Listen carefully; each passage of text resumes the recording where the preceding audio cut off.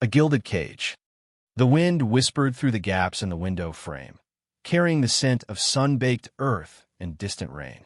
Lily pressed her forehead against the cool glass, her gaze lost in the endless expanse of the plains.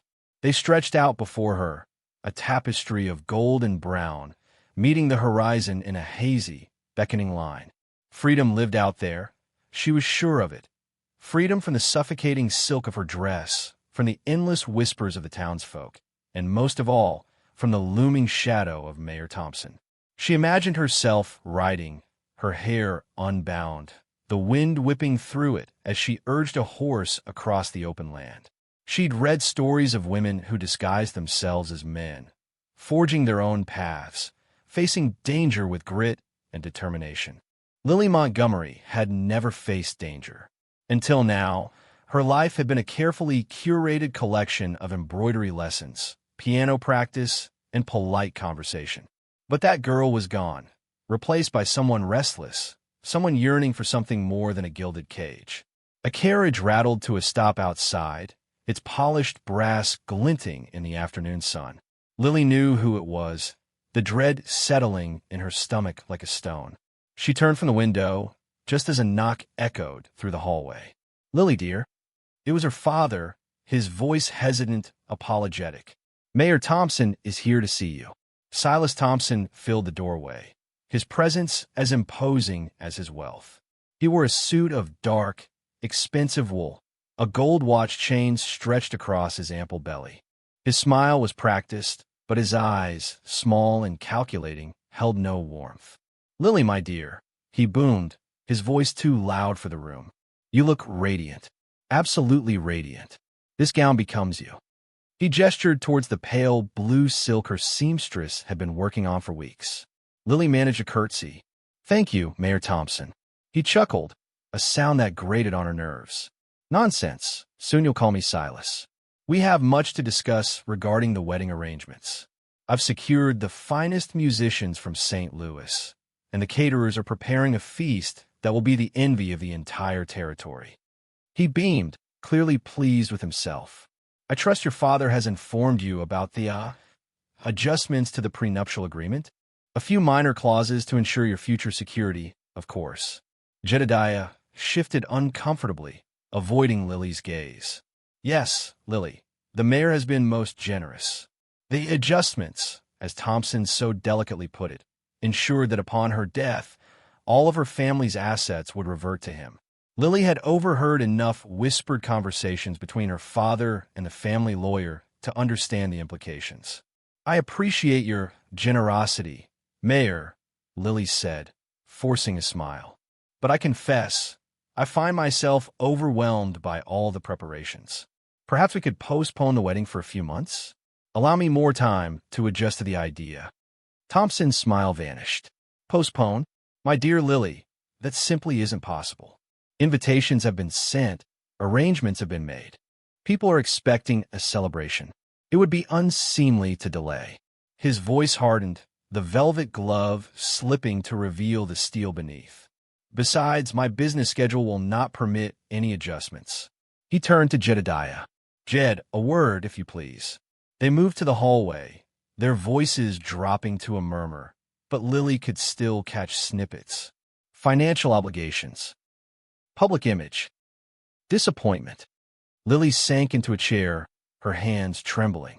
She felt like a butterfly pinned beneath glass, its vibrant wings slowly losing their color. She had to do something. When her father returned, his face was ashen. He wrung his hands, his eyes filled with a desperate helplessness that infuriated Lily. "Father," she pleaded, her voice tight with suppressed emotion. "You can't let him do this. I don't want to marry him. He's using you." Jedediah sighed, running a hand through his thinning hair. "Lily, you know I wouldn't do anything to hurt you. But I'm in debt, Lily. Deeply in debt. Thompson holds the mortgage on the ranch.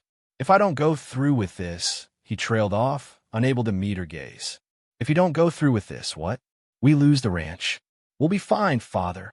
We can sell some land. We can figure something out.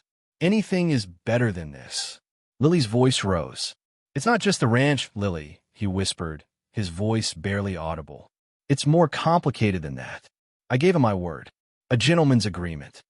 Lily stared at him, disbelief hardening into anger. A gentleman's agreement? And what about my agreement, father? What about my happiness? He flinched, but remained silent, trapped in the gilded cage he had helped build around his own daughter. Lily knew then that she was alone. If she wanted to escape, she would have to do it herself. Whispers in the stables. The air in the stables hung thick and heavy, a blend of hay dust, horse sweat, and the sweet, earthy scent of manure. Dusty ran a curry comb over Belle's flank, the mare's dark coat gleaming under the dim light filtering through the high, grimy windows. He always found solace in the rhythm of the work, the quiet understanding between man and beast. But today, even a familiar routine couldn't settle the uneased churning in his gut. He heard their voices first, muffled at first, then rising in pitch as they approached. Two women, their voices sharp and gossipy, heading for the tack room. He recognized Mrs. Henderson, the baker's wife, and Miss Abigail, the seamstress. Their words, like flies, buzzed unpleasantly around him. Mayor Thompson sperde no pense. Silk from the Orient, they say. Imagine. Mrs. Henderson's voice dripped with envy. And the diamonds. I saw them myself, glittering like ice. Such a fortunate girl. Our Lily. Miss Abigail simpered. Dusty tightened his grip on the curry comb, his knuckles white. Fortunate? Lily looked anything but. He'd seen the haunted look in her eyes, the forced smile that never quite reached them. They continued their prattle, detailing the wedding preparations, the guest list, the extravagant feast plan for the town square. Dusty tuned them out, focusing on Belle, but the words still stung, each syllable a tiny jab reminding him of the gilded cage being built around Lily. He finished grooming Belle and moved on to Caesar, the Montgomery's prize stallion. Caesar was high-strung, requiring a gentle hand. As he brushed the horse's powerful neck, Lily appeared in the doorway, her silhouette framed against the brighter light of the outside.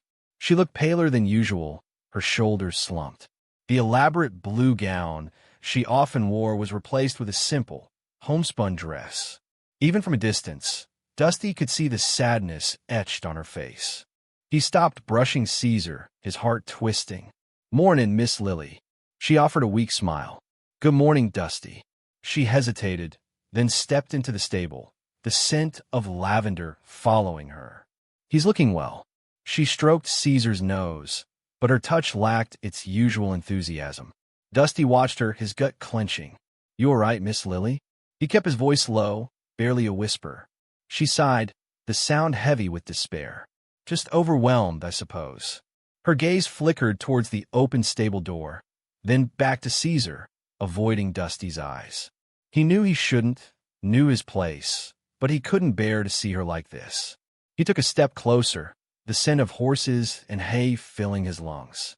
"It'll be over soon," he said softly, hoping to offer some small comfort.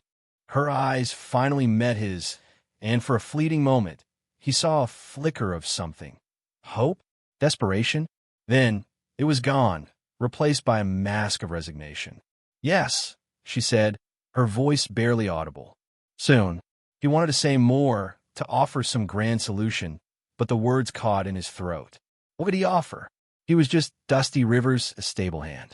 He had nothing to offer her but his loyalty, and something more, something he dared not name, even to himself. He cleared his throat. If you need anything, Miss Lily." She managed a small, grateful smile. "Thank you, Dusty." Then, with a final pat to Caesar, she turned and walked away, leaving Dusty alone with his thoughts and the heavy weight of his unspoken feelings. He leaned against Caesar, the horse's warm body a comforting presence against his back. Jed Montgomery had always been good to him, giving him a home and a purpose when he had nothing. He owed Jed his loyalty. But Lily was different.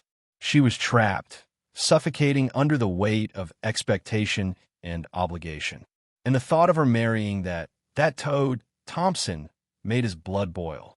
He pushed himself away from Caesar, his jaw tight. He didn't know what he could do, But he knew he couldn't stand by and watch Lily be forced into a life she didn't want. He just needed to figure out how to help her without betraying Jed, without ruining everything. The whispers in the stables seemed to mock him, a constant reminder of the impossible situation he found himself in. The announcement. The band struck up a lively tune, brassy and bright, but it did little to lift the weight in Lily's chest. Banners proclaiming Thompson and Montgomery, a union for the ages, snapped in the autumn wind, a grotesque parody of celebration. The entire town square of Oakhaven had been transformed. Tables laden with pastries and cider lined the perimeter, their sweetness turning Lily's stomach. She stood beside her father, Jed, on the hastily erected stage, the rough wood digging into the soles of her thin-soled shoes. Jed squeezed her hand, his palm clammy. "Smile, Lily Bug," he whispered, his voice strained. "Just a little while longer." Lily forced a smile, the muscles in her face aching from the effort. She could feel the eyes of the town on her, a mixture of curiosity and something she recognized as pity. Mrs. Henderson, her former schoolteacher, gave her a sad, knowing look. Even little Timmy Johnson, who used to bring her wildflowers, seemed subdued. Mayor Thompson, resplendent in a new suit of navy wool that strained at the seams, beamed at the crowd. He gripped the microphone, his knuckles white. "My friends, neighbors, esteemed citizens of Oakhaven," his voice boomed, amplified by the newfangled contraption. "Today is a day of great joy, a day that marks not only a personal milestone for myself, but also a significant step forward for our beloved town." He paused for effect, glancing possessively at Lily. She stared fixedly at a point just over his shoulder, a scrawny maple tree struggling to hold onto its leaves. "As many of you know, I have long sought a partner, someone to share my life and contribute to the continued prosperity of Oakhaven." He puffed out his chest. "And I have found that someone in the lovely Miss Lily Montgomery." A smattering of polite applause rippled through the crowd. Lily felt a bead of sweat trickle down her temple. She longed for the cool anonymity of the stable, the scent of hay and horses a balm to her fraying nerves. Dusty hadn't been there this morning. Unusual, but she had been too preoccupied to think about it. "Lily," Thompson continued, draping an arm around her shoulders, his grip tight, "is a woman of exceptional grace, intelligence, and, let's just say, she embodies the very spirit of Oakhaven." He chuckled, a low, rumbling sound. "And I am a fortunate man to have won her affections." A lie. A blatant, ugly lie. Lily's heart hammered against her ribs. She wanted to scream, to rip herself free from his grasp, to tell everyone the truth, that she was being sold, traded like a prize heifer for her father's debts. Thompson launched into a lengthy discourse about his plans for the future of Oakhaven, plans that invariably involved him and, by extension, Lily. He spoke of new industries, improved infrastructure, and a general atmosphere of unprecedented growth. Each word was a hammer blow, sealing her fate. Jed squeezed her hand again, harder this time. He avoided her gaze, his face etched with guilt. Finally, Thompson reached the crescendo of his speech. "Therefore, it is with immense pleasure and profound commitment that I announce our upcoming wedding. We will be joined in holy matrimony right here in Oakhaven on the first day of December." A cheer erupted from the crowd. Confetti rained down, momentarily obscuring Lily's vision. She swayed slightly, feeling faint. Dusty stood at the edge of the crowd, near the livery stable, his usual quiet demeanor replaced with something darker, something akin to fury. His jaw was clenched, his eyes fixed on Lily with an intensity that made her breath catch in her throat. He looked different somehow, taller, stronger. He offered the barest of nods. Relief washed through her. He knew. He saw. Thompson, oblivious to the silent exchange, raised his glass of cider in a toast. "To Oakhaven, to the future, and to my beautiful bride-to-be." Lily forced another smile, a hollow, brittle thing that felt like it might shatter at any moment. She raised her own glass, the sweet liquid catching the sunlight. As she tilted the glass, she saw her reflection staring back at her, a ghost in her own life. She would not be trapped. Somehow, some way, she would escape. A dernière proposition. The familiar sense of hay and equine exertion usually provided Lily a sliver of peace, a fleeting escape from her gilded existence. But this evening, even that small comfort eluded her. Tears traced paths down her cheeks, blurring the faint light filtering through the stable's dusty panes. She sought support against Jericho's broad side, the gentle giant responding with a soft shift and concerned rumbles. Her wedding loomed days away, days until she was Mrs. Thompson, a prisoner in a far more lavish cage. A choked sob escaped her, lost in the whisper of straw. She despised him, the mayor's damp handshake, the possessive glint in his gaze. Above all, she loathed that her father viewed her solely as leverage, a means to fortify his own precarious standing in West. Miss Lily, she spun around, startled. Dusty Rivers filled the doorway, a silhouette against the night, his hat brim concealing his features. Shame burned her cheeks. She hadn't wanted an audience, especially not him. I didn't hear you approach, she stammered, swiping at her tears. He stepped further inside, moonlight illuminating the swirling dust motes around him. He offered no words, simply stood, a silent beacon. He shouldn't have been present. Stable chores had concluded hours earlier. Everything all right, Miss Lily? His voice, gravelly and quiet, was edged with genuine apprehension. Unable to speak, she shook her head. I shouldn't have, she murmured, averting her gaze. Meet me by the creek, a near whisper, after midnight, beyond the south pasture, if you want. He vanished as quickly as he'd appeared, swallowed by the darkness. The suggestion hung in the air, pregnant with unsaid possibilities. What could he possibly have to impart? A fragile hope sparked within her. Midnight felt impossibly distant. The wedding preparations proceeded regardless, a ghoulish waltz of seamstresses, florists, and caterers. Lily drifted through it all like a specter, her smile a mere facade. Her father's hollow pride, as he paraded her before his associates, sickened her. Finally, cloaked by the shadows, she stole from the house. The cool night air offered blessed relief against her feverish skin. A crescent moon hung in the sky, casting elongated, eerie shadows. Her heart hammered a frantic rhythm as she hurried toward the creek. Dusty waited beneath a cottonwood, a small fire offering flickering warmth. He straightened as she neared, his expression unreadable in the dancing light. You came, he observed, his voice gentle. She nodded, unable to meet his steady regard. He indicated a fallen log. Seat. She obeyed, perched on the edge, her hands knotted in her lap. The silence stretched, thick with unspoken anticipation. Dusty cleared his throat, breaking the spell. I know you don't wish to wed him, Miss Lily. Her head snapped up, surprised. How? It's etched in your face, he stated plainly, in a way you recoil from his touch. She swallowed hard, tears threatening again. I have a proposal, he continued, his voice calm and deliberate. A way out, if you desire. She held her breath, bracing herself. We leave, he declared, his gaze locking with hers. Tonight, we ride west. There is land aplenty out there, Miss Lily, open and free, where your past doesn't matter, where you can become who you truly are. Her mind struggled to process the audacity of the notion. It was madness itself, utter lunacy. Yet, looking into his earnest countenance, she saw not recklessness, but a resolute spirit, fierce devotion, and something more, elusive yet powerful, stirring a flutter within her chest. What about my father? She whispered, fear lacing her words. He'll be incensed, Dusty conceded, but eventually he'll move on.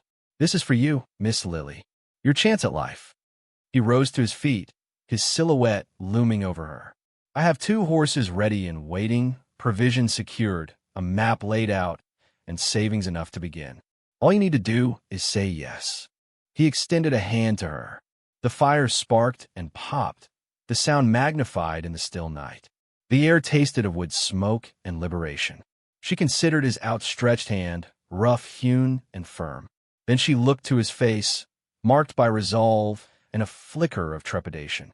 She envisioned the stifling confines of her life, the crushing expectations, the impending nightmare of her union with Mayor Thompson. Then she conjured the open road, the unbound possibilities, the opportunity to sculpt her own future. Slowly, with unwavering purpose, she reached out and grasped his hand. Under the cloak of night, hay and the sharp tang of anxiety permeated the stable's close air. Dusty, a silhouette of efficiency in the dimness, readied their mounts. Betsy, a dependable mare, was chosen for Lily. Comet, a spirited gelding, for himself. A single lantern cast elongated, swaying shadows, mirroring the unrest churning within him. He'd packed saddlebags, jerky, biscuits, water, a painstakingly copied map filched from the mayor's office, and a scant handful of coins, his limit without arousing suspicion. A rifle, a grim necessity, was secured to Comet's saddle. Upstairs, light spilled from a lone window, Lily's prison. He pictured her there, a caged songbird yearning for open sky. He double-checked Betsy's cinch, the leather whispering in the quiet. Time bled away with each moment. Lily, a wraith in silk, fled her room. Her nightgown sighed against the carpet as she descended the sweeping staircase, each footfall a defiant act. Cloaking herself in shadow, her heart hammered against her ribs, a frantic drumbeat. Silence reigned, broken only by the grandfather clock in the hall, its measured tick a stark reminder of dwindling opportunity. At the back door, she hesitated, her hand trembling on the latch. A final chance to retreat, to surrender to her fate. But the memory of Mayor Thompson's cold, grasping gaze seared through her resolve. She threw open the door, embracing the cool anonymity of the night. Dusty waited at the garden's edge, horses ready. He watched her materialize from the darkness, a fragile form against the house's imposing facade, and a wave of fierce protectiveness surged through him. Ready, he breathed, his voice thick with restrained emotion. Her wide, luminous eyes met his. Ready. He assisted her onto Betsy, his touch lingering briefly at her waist. Then, he mounted Comet, his gaze scanning the grounds for any sign of pursuit. "Let's ride," he urged, his tone low and insistent. They began at a measured pace, leaving manicured lawns and cultivated blooms for the rougher terrain beyond the ranch.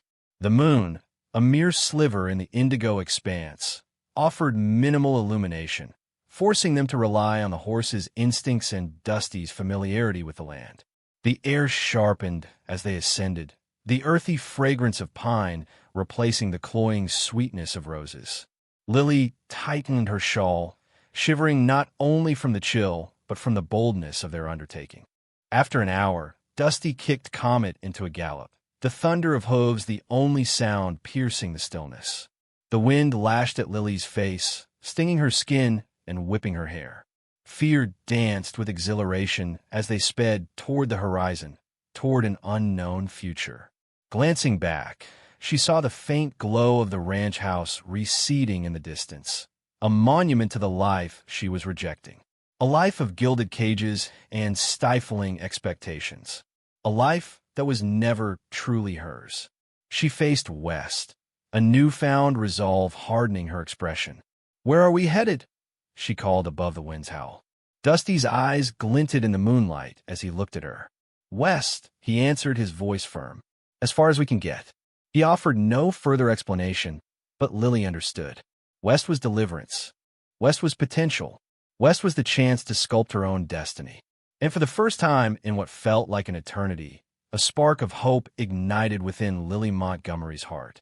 The sheltering darkness shrouded their flight, but it also cradled the promise of a fresh start. The pursuit begins. Crimson silk, wrinkled and chilled, covered the abandoned bridal bed. Each footfall of Mayor Thompson's boots reverberated through the marble stillness of the suite. He had envisioned finding Lily nestled amongst the plush cushions, a vision swathed in white, breathlessly awaiting their shared future. Instead, he found a mausoleum, a pulse hammered at his temple. He wrenched open the wardrobe, sending a cascade of fine fabrics billowing onto the floor. Empty. The door slammed with violent force, the filigreed latch shearing off. A corrosive panic began to churn in his gut. Lily, the resonant timbre he usually commanded, splintered into a desperate plea. He flung open the door to her adjacent sitting room only to find the same emptiness. A single, insolent note rested on the vanity, pinned beneath a porcelain rose. "I'm sorry. I can't." Thompson crushed the parchment in his fist, its fibers whispering like autumn's last vestiges. This was more than mere defiance. It was a calculated slight. Public mockery. The image of snide grins and hushed voices sent a surge of raw fury through him. He would hunt her down. He would ensure she paid for this transgression. He exited the mansion in a thunderous rage, urging his gleaming black carriage toward the Montgomery farm, the horses straining against the relentless snap of his whip. The descending sun painted the land with elongated, accusatory shadows. Jedediah Montgomery was repairing a fence when Thompson arrived, dust matting to the weave of his work shirt. He straightened, his features clouded with apprehension. "Thompson," Jedediah began, his voice laced with unease. "Where is she?" Thompson's roar silenced him, his face a mask of contorted rage. "Where's my bride?" Jedediah recoiled. I have no idea what you're talking about." But his gaze flickered westward, betraying his words. Thompson seized Jedediah by the shirt front, yanking him close. "Don't you lie to me, you mewling cur. You abetted her, didn't you? You double-crossed me." A silent plea for understanding shone in Jedediah's eyes. She was suffocating Thompson. "You can't force a heart to be content." Thompson shoved him back against the weathered wood. "Contentment? I am contentment incarnate. Security, affluence, a life of grandeur. She squandered it all because of your weakness, your simpering sentimentality." He punctuated his words with a gob of spittle on the parched earth. "You will answer for this, Montgomery. You will pay the ultimate price." He left Jedediah hunched against the fence, a figure of despair bathed in the waning light, and returned to his estate. He needed someone who valued fealty, someone who understood the importance of results, irrespective of the moral cost. Later that night, cloaked in the gloom of the Golden Barrel Saloon's back room, Thompson sat opposite Snake Jenkins. The air pulsed with the stench of stale beer and rank cigars. Jenkins was a cadaverous figure with eyes like sharpened obsidian and a notoriety that preceded him like a specter. Two hulking figures, their expressions blank, stood sentinel beside him. "I have a delicate matter," Thompson began, choosing his words with meticulous care. "My betrothed has absconded. I require her return." With utmost discretion, Jenkins tilted back in his chair, a slow, predatory smile carving itself onto his face. "Discretion is my stock in trade, Mayor, and that accomplice. He's merely a farmhand, insignificant. However, should he prove resistant?" Thompson allowed the unspoken threat to linger in the air. Jenkins emitted a dry, rattling chuckle. Those who resist tend to find themselves persuaded to reconsider. He quoted his price. Extortionate, but Thompson didn't flinch. "I want her returned unharmed," Thompson asserted, his tone implacable. "But I want him to learn a lesson. Ensure he comprehends the consequences of interfering with Silas Thompson."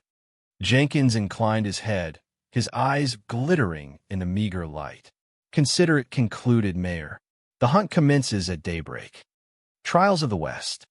The wind shrieked, a maddened thing clawing at Lily's bonnet and flinging stinging motes of sand into her eyes. The dust storm, a ravenous beast of ochre, had swallowed them whole. She gripped Dusty's arm, the coarse weave of his jacket a tenuous lifeline in the swirling chaos. "Ground!" he bellowed, his voice shredded by the gale. He wrestled her towards a shallow defile, already drowning in sand. Backs braced against the onslaught. They huddled as the tempest raged. Lily choked, fighting for breath against the invasive dust. It clung to everything, a gritty mantle on skin, hair, and tongue. Blind, she rasped, swiping fruitlessly at her burning eyes. Dusty swiftly tied his bandana across her face, a makeshift shield. "Hold it tight," he urged. "It'll offer some protection." Hours blurred into an eternity of relentless buffeting. The storm tested their limits, grinding at their resolve. Lily, nurtured in privilege, discovered an unexpected core of strength. She wouldn't yield. Not now. The promise of a future she was forging fueled her onward. Then, with the same abruptness, the tempest began to exhale its fury. The dust cloud dissipated, revealing a world irrevocably altered. Dunes had been sculpted anew, washes deepened, and the landscape bore the stark signature of the storm. Dusty unfolded himself, easing aching muscles. "Well," he rasped, his voice thick with grit that was bracing. A wan smile touched Lily's lips. "Indeed." He grinned, the sun etching deeper lines around his eyes. "Come on, let's scout a campsite. We've earned a decent meal." The ensuing days were a harsh initiation, a crash course in the art of survival. Dusty, patient yet unyielding, mentored her in the secrets of the land, tracking game, preparing a rabbit for the pot, building a fire that whispered rather than shouted its presence. Lily, initially repulsed, adapted quickly. The gnawing pangs of hunger, the bone-deep chill, and the constant dread of discovery proved effective teachers. One evening, as they shared a crackling fire, the aroma of roasting rabbit painting the air, Lily confessed, "I never imagined I could do any of this." Dusty's gaze held the dance of the flames. "You possess more grit than you realized, Lily. You simply required the crucible to unearth it." Her gaze met his, a flicker of warmth braving the evening's bite. "And you, Dusty? What horizon calls to you?" He hesitated, then took a long pull from his canteen. "Independence, I suppose. A haven where a man isn't defined by lineage or fortune." He nudged the fire with a twig. "I've always envisioned a ranch. Modest, just enough to sustain a small herd and a quiet existence." Lily conjured the image, a sprawling range beneath an endless azure canvas. "It sounds idyllic," she murmured. "And you?" he countered, turning his attention back to her. "What dream do you chase, now that the mayor is no longer in the picture?" Lily stared into the heart of the fire, watching the incandescent performance of the embers. "The freedom to chart my own course," she declared, her voice resonating with newfound conviction. "To learn, to explore, to leave my mark. I refuse to be another's possession." The fire spat, showering the darkness with sparks. Dusty reached out, his calloused hand enveloping hers. His touch was a comforting roughness against her own delicate skin. "You will," he affirmed, his voice a low promise. "You will." In that instant, surrounded by the vast expanse of the West, Lily felt a bond with Dusty that transcended mere gratitude or kinship. It was a spark, a tender ember of something profound, kindled by shared trials and a mutual yearning for a life unbound by the shackles of their past. But the trials of the West were far from over, and the specter of capture continued to haunt their steps. Ghost Town Showdown.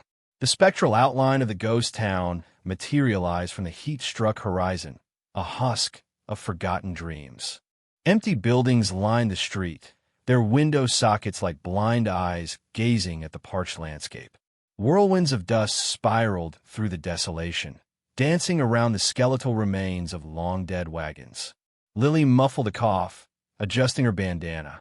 "Anyone alive here, you think?" Dusty swung down from his horse, Winchester ready. "Not a soul. Been dead and buried for years. Likely cholera, but it's a bolt hole." His gaze swept over the dilapidated saloon, the listing storefront, the church whose spires seemed to claw at the uncaring heavens. Better than riding exposed. Leading the horses into the saloon, the doors groaned a rusty lament. Inside, the air hung thick with the musty tang of decay. Lily slumped onto a chair, the aged wood protesting beneath her weight. The flight had been exhilarating, but now fatigue gnawed. She watched Dusty wedge a broken table leg against the back entrance. "Lily," he began, his voice uncharacteristically subdued. He stood before her, twisting his hat in his hands. "There's something I have to say." Her heart skipped a beat. These past days had been a whirlwind, a dizzying mix of terror and liberation, but a different current had been flowing beneath the surface. "What is it, Dusty?" He swallowed hard, his gaze intense and unwavering. This isn't just about rescuing you from Thompson. It's about you, Lily. Since the moment I started at the ranch, I've been head over heels for you." The words tumbled out, a torrent he couldn't dam. "I know it's madness. You, a lady, me, just a hired hand. And now, you're fleeing, probably regretting ever asking for my help. But I had to tell you, I couldn't live with myself if you never knew." He looked down, shame coloring his cheeks. Probably too late now. Anyway, Lily rose, her own emotions a tempest within. Her life in Willow Creek had been a gilded cage, a slow, elegant imprisonment. Dusty had handed her the key, revealing a world beyond, a chance at authenticity. At her own self, she reached out, her hand trembling as she brushed his jaw. "Dusty," she breathed, "it isn't too late. I've been so oblivious, so trapped by expectations, I never noticed. I never truly saw you." She framed his face with her hands, her eyes searching his depths. "I don't want Willow Creek or Thompson. I want this." He stared at her, disbelief battling with nascent hope. Then, with a low sound, he drew her close, his lips meeting hers in a kiss that was both desperate and gentle. The world contracted to just them, the dusty saloon dissolving into insignificance. A shattering crash ripped them apart. The front doors exploded inwards, splintering into shards. Two figures stood outlined by the blinding sun, rifles leveled. "Hire guns." Well, one drawled, stepping into the dimness. "Looks like we've stumbled onto a romantic interlude." Dusty shoved Lily behind him, raising his rifle. "Get down." Gunfire erupted. Bullets tore through the room, ripping splinters from the walls. Lily dove behind the toppled bar, the sharp reek of gunpowder stinging her nostrils. Dusty returned fire, each shot precise and lethal. One of the bounty hunters cried out, clutching his wounded arm. "They know we're cornered." Lily yelled, her voice lost in the din, "We need an escape." Dusty fired again, forcing the attackers to seek cover. "There's an old mine shaft on the far side of town. If we can reach it, we might stand a chance." He seized her hand, and they sprinted for the back exit, bullets snapping at their heels. The horses, spooked by the violence, screamed in terror. They raced past the mercantile, past the church, the echoes of gunfire pursuing them. Lily stumbled, her ankle buckling. "Keep going," she cried, pushing him forward. "I'll only slow you down." Dusty refused to abandon her. He swept her into his arms, ignoring her protests, and charged towards the mine shaft, the bounty hunters closing in. The ghost town, once a haven, had become a death trap. Their desperate bid for freedom had devolved into a desperate fight for their lives. A new horizon. The sharp tang of burnt powder filled Lily's lungs, a stark contrast to the rose and lavender waters she favored. Dusty hunkered down behind a capsized wagon, returned gunfire, his jaw a rigid line. A frigid spike of terror threatened to immobilize her, yet the memory of Mayor Thompson's self-satisfied smirk ignited her resolve. No longer a prisoner. Scooting low to the ground, she reached the wagon and seized the rifle Dusty had hidden there. The weapon was surprisingly cumbersome, its cold steel a shock against her skin. "Dusty, I can shoot," she shouted above the fray, her voice wavering, yet resolute. He shot her a glance, surprise flaring in his eyes before being replaced by an emotion she couldn't quite place. Perhaps a grudging respect? "Keep your head down, Lily. Just aim true." Obeying, she rested the rifle on the wagon's edge, peering down the sights. Her hands trembled, blurring her target, but she zeroed in on the glimmer of a bounty hunter's belt buckle in the sun and squeezed. The rifle bucked against her shoulder, momentarily jarring her senses, but she saw her target falter, clutching at his flank. Dusty seized the opportunity, vaulting from behind the wagon, a flurry of shots erupting from his revolver. Two more pursuers crumpled to the dust. The last, a towering figure marred by old scars, hesitated, his gaze flicking between Dusty and Lily. He clearly hadn't anticipated resistance, particularly not from the mayor's pampered intended. Emboldened by her unexpected success, Lily fumbled with the reloading mechanism. She raised the rifle once more, her pulse a frantic drum against her ribs. Seeing the glint of defiance in her eyes, the brute swore and scrambled onto his horse, vanishing into the dense undergrowth. Silence descended, absolute and profound, punctuated only by their ragged breaths. Dusty approached cautiously, studying her face. "You hit." She shook her head, her throat tight. I don't think so." Lowering the rifle, she felt a growing ache in her limbs. Did we win?" "Looks that way," Dusty replied, the barest hint of a smile gracing his lips. He relieved her of the rifle, his touch surprisingly tender. "You were something else, Lily. Didn't know you had that in you." "Neither did I," she confessed, a nervous giggle escaping her. The adrenaline waned, leaving her shaky and vulnerable. He offered his hand, and she took it, his callous palm offering unexpected warmth and reassurance. "Come on," he urged. "Let's ride." For days they rode, putting as many miles as they could between themselves and redemption.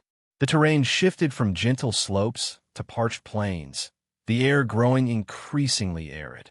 Lily, surprisingly, flourished.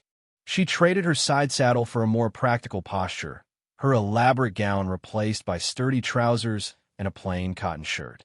She mastered the art of fire building, learned to read tracks, embrace survival.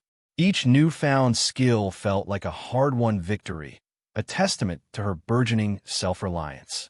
One evening, as the sun splashed across the horizon in a fiery canvas of orange and violet, they halted beside a trickling stream. Dusty gestured toward a sweeping valley nestled between the embracing arms of two low mountains. "What do you think?" he inquired. "Could carve out a life here, Lily." She considered the valley, the boundless sky stretching above, and a seed of hope took root in her heart. The path ahead would be arduous. They would have to build everything anew. But it would be their sanctuary. "I think," she declared, her voice resonating with quiet conviction, "I think it's perfect." And so their new chapter began.